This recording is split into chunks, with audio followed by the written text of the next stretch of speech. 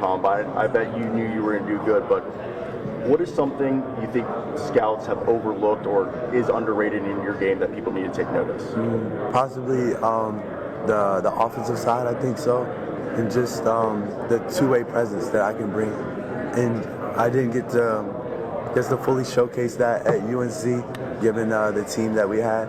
But yeah, I just wanted to do what the Yo, coach what's was. good, YouTube? It's your boy AJ. I'm here with Cypher. Make sure you guys hit that like button, subscribe, follow us on Instagram at NetsKingdom1. All our Twitters are scrolling at the bottom.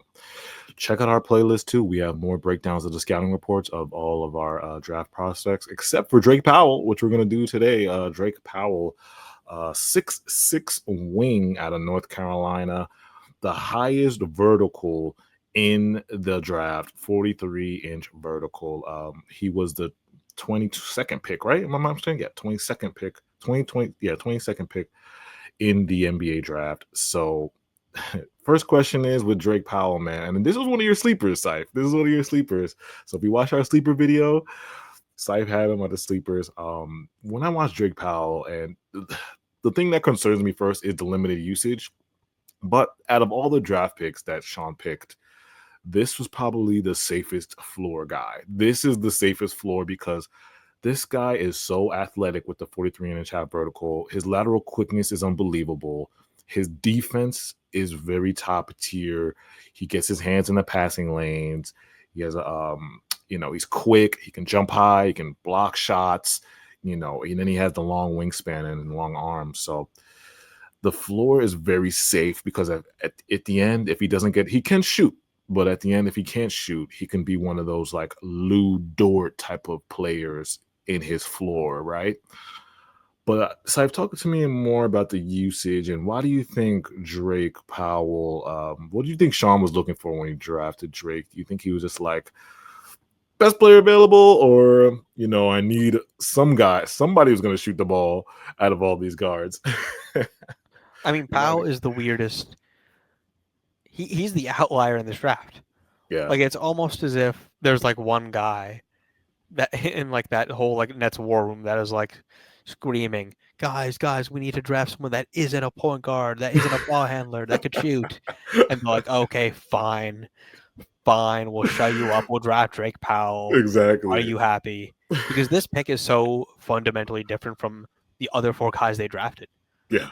Like, he is like the only true wing that they drafted.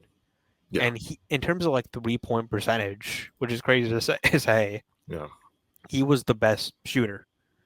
Like, he shot 38% from 3 on 2.6 attempts. Mm-hmm. Now, it wasn't high volume. Like, he didn't shoot many shots at all, which we're going to get into. Yeah. But, and as for the form, look, I'm not a form expert. I think I've said that before. Yeah. I think it looks fine, but the criticism that I've like seen other people comment on is that it is slow. Yes, now this is where I want to get to too, because they say Drake Powell is the only guy that could shoot out of the prospects we got, right? But you know how numbers could play a false kind of sense with shooting. And when you really pinpoint his mechanics, it just doesn't look great to me. And it looks like it's a little bit, all right, it's weird with him because when he attacks a closeout and when he gets to his mid-range, his shot looks fluid with the high release. It looks good. But then when you pass him let's say you pass it to him in the corner and it's a catch and shoot 3, it looks like it's very slow and there's like a slight hitch at the end. So that's what concerns me with the shooting mechanics. So it's like when they did break this whole down, they got to make it more fluid when like he has to shoot the same shot as the mid-range and the 3-point percentage. That's what I think is the issue with the shooting mechanics. But at North Carolina, he was hitting shots, right? Yeah, I mean, the 3-point percentage was good, 38%. The thing that does scare, and again, not a mechanics expert, but the thing that does make me nervous about that shot is, okay, he shot 65% from the free throw line. Yeah. Which, is not great. That's not a good indicator. It's not a good indicator. Not a good touch indicator. And the mid-range, even though his mid-range looked more fluid, he only shot 38% from mid-range, which is also not good. Like, in terms of hitting the shots, like, he was, like, overall efficient. Like, he had a 59% true shooting, which is pretty good. he was good at the rim, 69%, but at the same time, going back to the other thing I was saying, like he also didn't just take shots in general. Like he didn't shoot the ball much. So it's hard for me to really comment on that rim percentage. Right.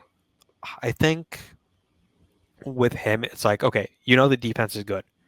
43-inch vertical, best in the draft, best in the combine, 7-foot wingspan. He's around 6'6".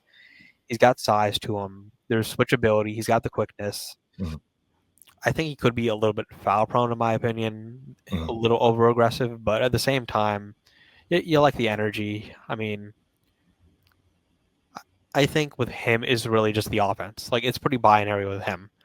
Can he become a respectable shooter and straight line driver? Yeah, can attack that closeout in a straight line.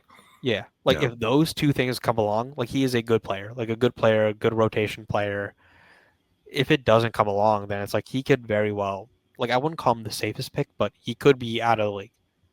Like if the offense does not come around. Because you think of like the guys that were just great defender wings that have the tools, like maybe like Matisse Thybulle or like some of these Zaire that's on the team. Yeah, Zaire Williams, like these guys that are like questionable shooters, but they have really good point of attack defense and they're athletic. It's like I think he out of all the picks, it's definitely the safest floor because of his physical tools, the athleticism, and the defense. But again, you're saying that the offensive creation is the issue with me. Like, you don't want to ask Drake to create. You want to just keep him as an off-ball guy. Cuts, maybe, straight line cuts or alley-oops, attack that weak side and okay, I will say this. 69% at the rim, which is like very good. Like probably the best in terms of like rim percentage in the draft. Yeah. Because we drafted so many passers. Like, I don't know, he could be like a lob guy. Like, he could be a cutter. Yeah, he's definitely a lob threat. Yeah.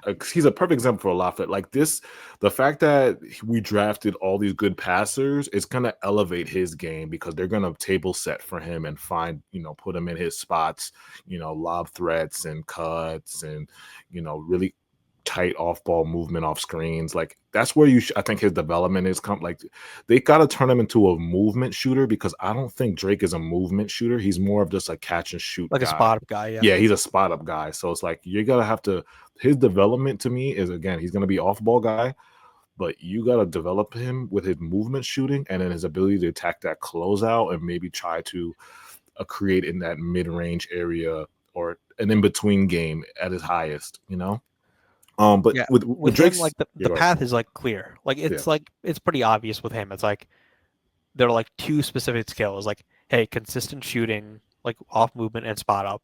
Yeah. And like straight line drives, maybe some cutting. Like with him, it's like pretty simple. It's like, oh, if he develops all the things I just said, or even to like some level, like he's a fine player. If he doesn't, then it's like out of the league. Yeah. Why do you think Drake, before we get into the draft grades, why do you think he was mocked in the second round? Like a lot of the consensus of Drake Powell was 29 to second round. Why do you think that for NBA team? Like, why do you think NBA teams wasn't, really keen on Drake?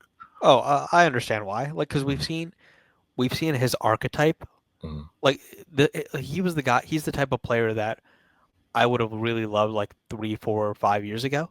The problem is the NBA has gone through the cycle of that type of player. And if that type of player doesn't develop the offense, then they're just not good. Like Zaire Williams, I'll mention him again. The thing with him is like, okay, he had all of the tools. Like he was tall, he had a wingspan, athletic, all the defensive tools. And the gamble was, hey, if he develops like a decent enough offensive game, like he's a good player. And he just didn't. And you mentioned Matisse Thybulle, like same thing. Good defender, good defensive metrics, but couldn't develop the offensive game. And it's kind of like almost out of the league. Yeah. Like with Powell, it's pretty. And I think there was like a clip of like Sam Vecino from the Athletic. Yeah. And he brought up like comps to like Powell's like usage rating. Yeah. And he was mentioning all the guys that are like similar to him. And then Drake Powell, right? Like to speak to just offensive viability. There's been no player drafted, I think, since like 2010 that has had the usage rate that Drake Powell has. John Diebler, AJ Griffin, Dalen Terry, Johnny Furphy, Andre Jackson, Caleb Houston, DeAndre Liggins, Ryan Dunn, Josh Primo, Chris Livingston. Yeah. And all the guys are basically like these athletic wings that don't really do much on offense with the ball, like shoot it well or straight line drives or anything else. Yeah. And it's like, oh, they're all basically out of the league. Yeah. Yeah, I'll put the clip in there like about what he said because it was really, really interesting. I'm like, wait, all these guys he's naming are out of the league. So let me real quick about his the primary comps that they gave out. So they said his most accurate role here is Josh Green and Quentin Grimes for his accurate role and traits. Floor comps, if offense doesn't pop, Matisse Thybulle and Isaac Okoro. Upside, high end, basic best case scenario comps, OG Anunoby and Herb Jones. So those are his best case scenario upside high end is OG Anunoby and Herb, and then floor is Isaac Okoro and Matisse. So that breaks it down for you for his floor and ceiling. So like I said, I'd like the pick, but it's like, and we're gonna get to the draft grades here.